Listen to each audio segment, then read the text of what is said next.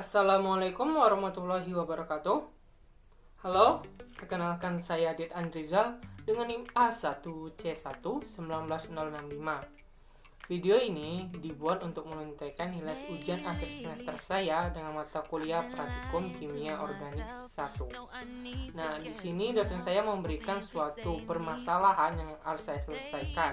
Nah, permasalahannya sebagai berikut.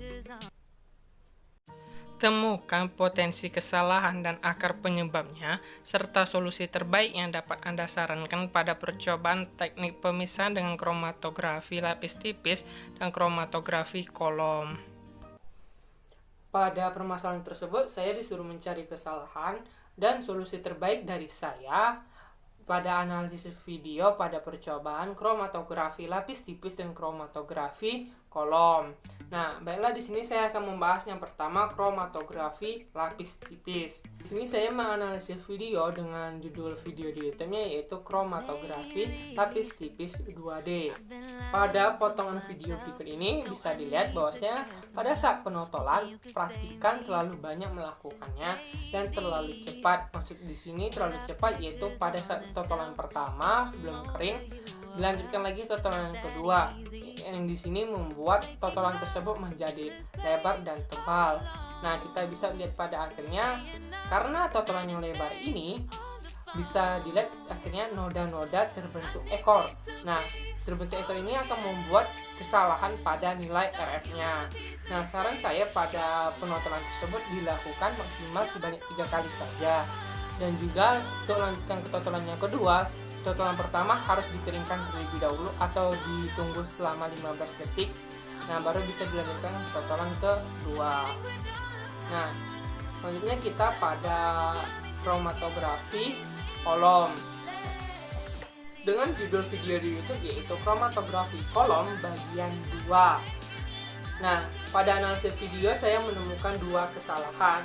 Yang pertama yaitu sampel yang digunakan pada video ini sedikit, dan yang kedua untuk pelindung ekstraknya di sini menggunakan silika gel.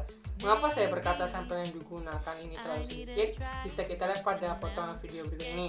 Nah, bisa dilihat bahwa video di sini menggunakan sampel sedikit. Yang dimana jika kita memisahkan suatu campuran menggunakan kromatografi kolom akan mengalami kesulitan jika sampel yang digunakan itu sedikit.